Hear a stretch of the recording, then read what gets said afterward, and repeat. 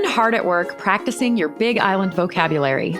Aloha, mahalo, ole pili kia. Well, that's what practice is for, right? If Hawaii has long been on your bucket list, there's a reason for that. It's so accessible to those of us in the continental US, but it can feel like a world away. That's all the more reason to plan your next ho'omaha to the wonderful, stunningly beautiful Big Island of Hawaii. Today, I'm back with Rob Taylor, and he's sharing his top 5 experiences on the island of Hawaii.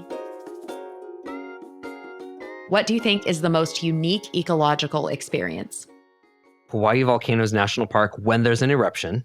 Definitely, that's one of a kind. What's the most authentic culture experience on the Big Island? I would say visiting the different cultural historic sites, particularly that are part of the National Park Service, because they've done such a good job preserving them and creating exhibits. Pu'uhonua Ohunaunau is, I think, the coolest. It's down there in Captain Cook, and it has so many of the ki'i carvings, tikis. That's absolutely beautiful. And then there's a heiau that is up the Kona coast a little bit that is also absolutely worth visiting. The Pu'ukohala Heiau National Historic Site, it's really cool. There's a series of trails. There are lots of structures. There's beach space. There are 2 places that really give you context to Hawaiian Native history and how it was and what has become of it and how to really dig into it today. I think those are the 2 best sites on the Big Island, I would say.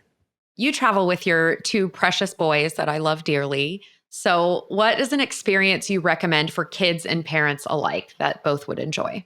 Definitely snorkeling with manta rays, which the very first time we tried it, it was a rough go because my kids were really scared of getting in the water in the dark, because that's how you do snorkeling with manta rays. You go out after sunset and then the mantas come up to the lights in the water and they eat the plankton. That seemed terrifying to my kids. And then once they saw it and how gentle it was, they were all about it.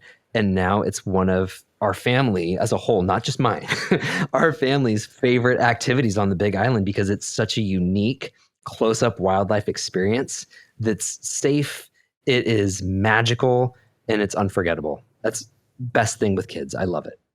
What experience would you recommend for foodies to have an authentic, traditional Hawaiian experience? Definitely visiting the farmers markets is a great way to see food culture up close, because the people who are farming are really passionate about what it is that they're growing. But then besides that, this might sound super touristy, but also Kula shaved ice is my favorite.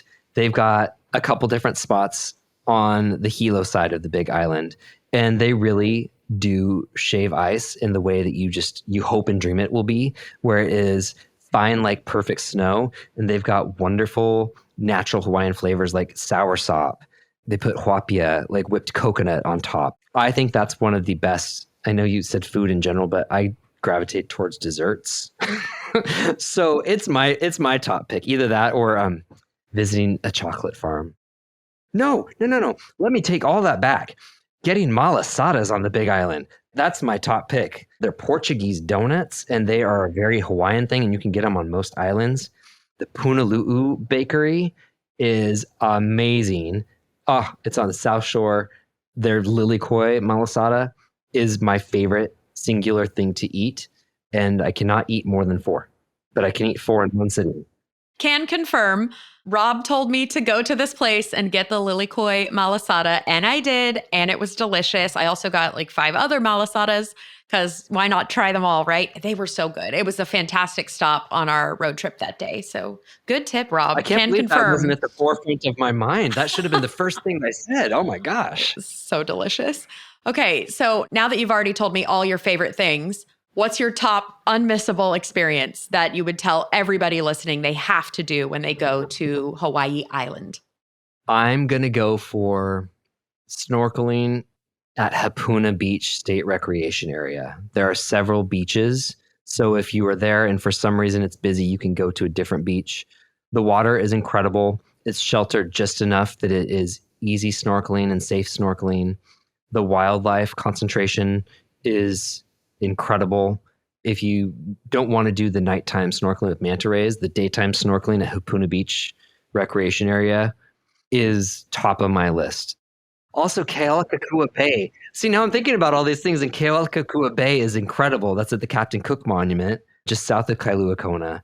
The way that that bay is formed, there's this amazing drop-off, and there are these valleys between the rocks, and the wildlife there is phenomenal. Oh my gosh.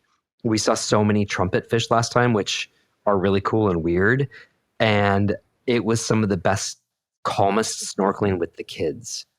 You just spend your day snorkeling, go to Kealakekua, and then also go up to Hapuna. You're good to go. There's your experience, your singular experience, a day of snorkeling on the Kona coast.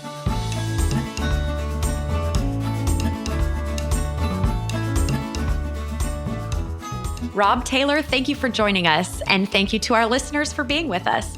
If you're planning a trip, be sure to connect with a AAA travel advisor. Check out AAA.com/travel or visit your local branch. This podcast is a production of Auto Club Enterprises. If you enjoyed it, please subscribe and leave us a review. I'm Angie Orth. Thank you for traveling with AAA.